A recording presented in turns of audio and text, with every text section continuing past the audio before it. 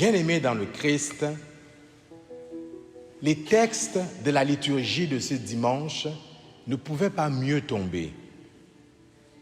C'est drôle, avec tout ce qu'on traverse, avec tout ce que nous avons traversé jusqu'ici, cette pandémie, si je faisais un tour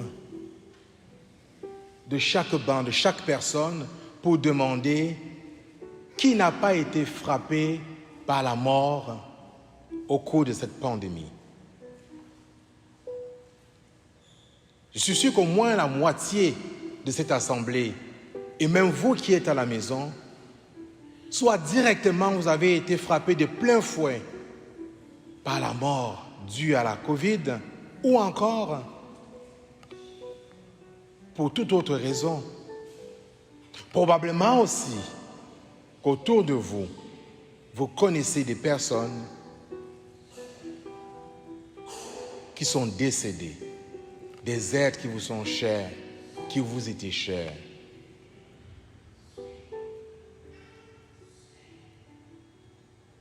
Joie immense pour nous, bien-aimés dans le Christ, de nous retrouver pour vivre notre foi autour du Christ comme communauté. J'ai écouté plusieurs témoignages de plusieurs d'entre vous tout au long de cette pandémie, disant combien c'était difficile d'être seul à la maison, sans voir les frères et les sœurs, sans prier. C'est là où on réalise le sens de la communion, le sens de l'Église, le sens de la liturgie de l'Église. Un corps rassemblé ensemble.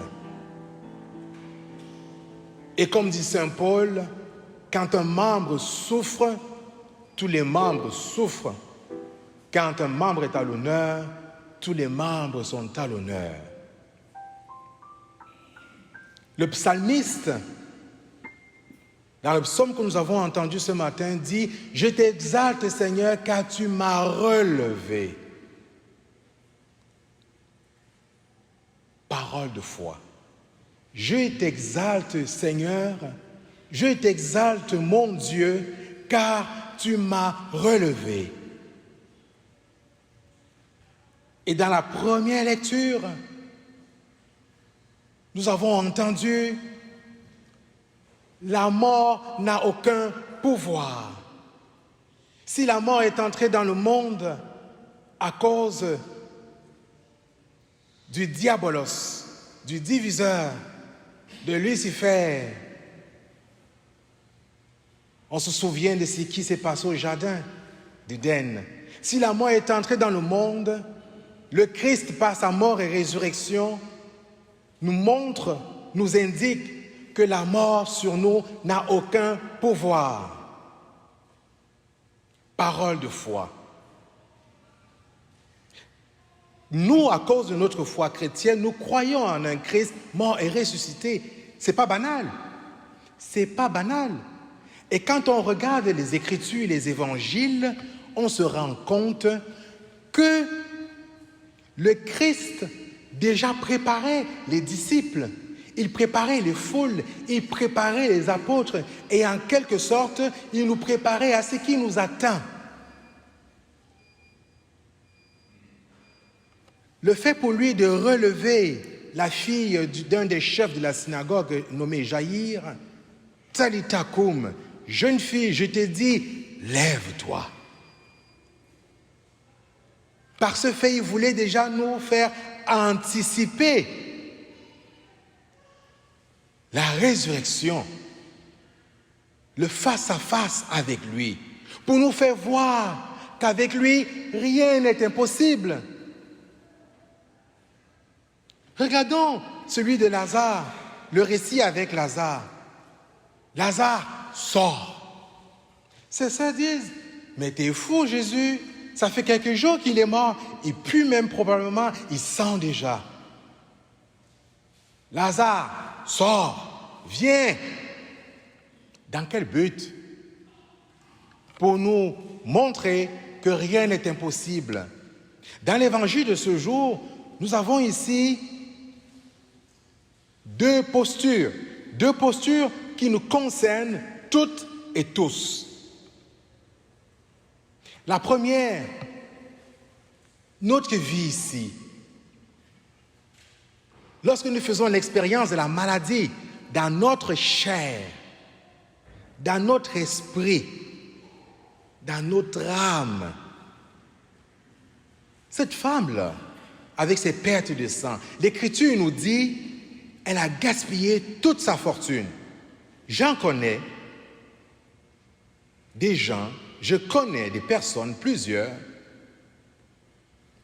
qui ont gaspillé toute leur fortune pour trouver la guérison. Et vous en connaissez.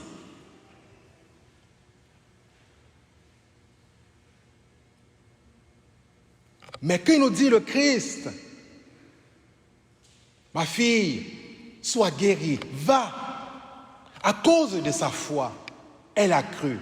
Cela ne veut pas dire, vous avez vu, vous avez remarqué, elle a tout essayé sur le plan médical.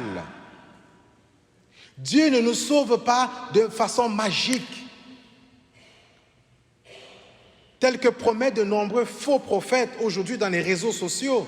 Je voyais encore passer sur Facebook des gens qui promettent des guérisons miraculeuses en échange d'argent, en échange de services. Le Christ ne fonctionne pas ainsi. Il nous invite à mettre notre foi en lui. Lorsque je m'en vais voir le médecin pour mon mal, est-ce que j'ose mettre ma foi en lui pour croire que le Christ va agir? Hier, j'avais une célébration eucharistique et au cours de la célébration, je posais la question à l'Assemblée, combien parmi vous, là, à la fin de la messe, la court après l'abbé Léandre ou après l'abbé Julien pour essayer de toucher sa chasuble, pour être guéri de son mal ou de ses maux? Tous sont partis à rire. Ils ont dit, on va toucher à la fin de la messe. Mais curieusement, à la fin de la messe, personne n'est venu toucher ma chasuble. Hein? Personne n'est venu. Mais en même temps, je leur ai dit, tenez-vous loin de moi, 2 mètres de distance, mais si vous n'avez pas reçu les 2 doses, pas avant la fin du mois d'août. Bien-aimés dans le Christ, avons-nous suffisamment de foi pour croire que le Christ, par ses ministres, par l'imposition des mains, par la prière, par une bénédiction, peut nous relever, le Christ peut nous relever? Croyons-nous cela? Croyons-nous vraiment cela?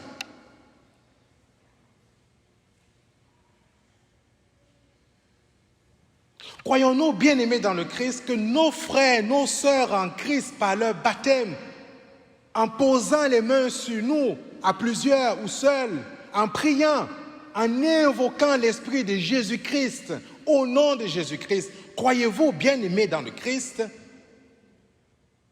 que l'Esprit du Seigneur, par notre baptême, qui agit dans l'Église, qui agit depuis les prophètes, qui a agi dans la vie du Christ, ce même Esprit, croyons-nous que par nos mains de baptisés, lorsque nous prions les uns sur les autres, il peut nous relever, nous guérir?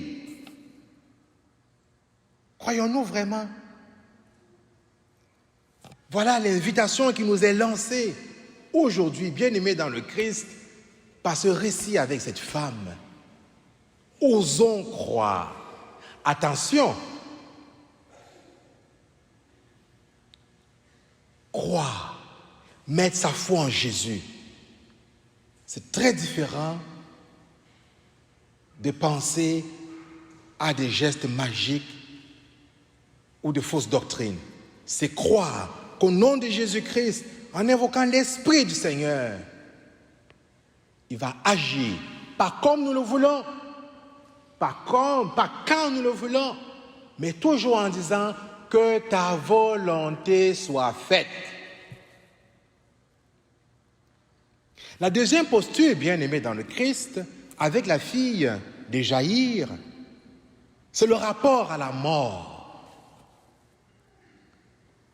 Quel est le sens? Qu'est-ce que le Christ vise en ramenant à la vie cette jeune fille? Comme je disais tantôt, nous préparer à ce qui nous attend.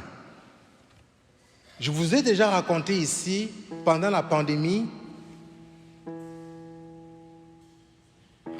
mon expérience durant la première vague. J'étais diacre. J'étais sûr que j'avais eu le corona, moi. Le soir, là, j'étais couché dans mon lit, là, je tremblais, je grelottais, je commençais à paniquer. J'ai dit, Seigneur, je veux mourir. Seigneur, je veux mourir. Je commençais à paniquer. J'avais peur. Et après, je me suis dit, hey, es-tu chrétien ou t'es pas chrétien? Check bien ça. Tu es diacre, hein? Tu fais des funérailles, hein? Et tu gis la parole, hein? Tu réconfortes les personnes endeuillées, hein? Et là, tu as peur de la mort. C'était pour moi comme une gifle. Ça m'a obligé à méditer sur, pour moi, c'est quoi le sens de la mort selon ma foi chrétienne. La mort n'a aucun pouvoir sur nous si nous mettons notre foi en Jésus-Christ. Quand bien même ce corps mortel mourrait, croyons-nous suffisamment que le Christ nous a sauvés et que nous nous verrons face à face. Demandons cette grâce bien-aimée dans le Christ au Seigneur. Demandons-lui la grâce d'être capable de mettre notre foi en lui, d'être libérés de toutes nos peurs, de nous préparer à ce face-à-face, de nous préparer à le rencontrer.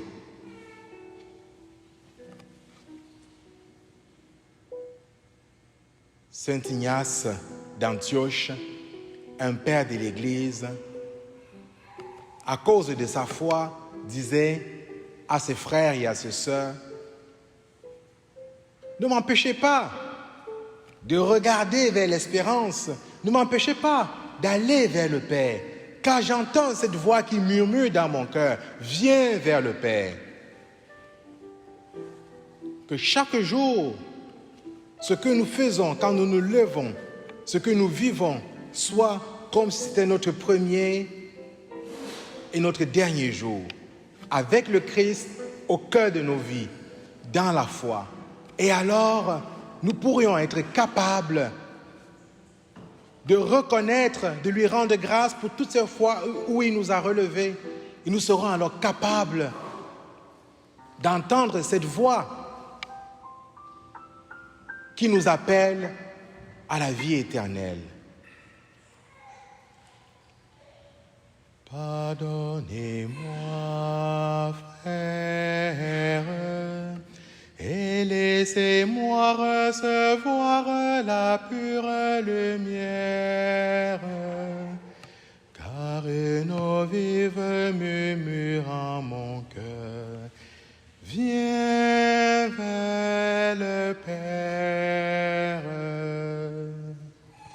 Seigneur Jésus, mort sur la croix pour moi, c'est toi que je cherche. Au moment où je veux naître à la vie, pardonnez-moi, frères, et laissez-moi recevoir la pure lumière, car une vive murmure en mon cœur. Viens vers le Père.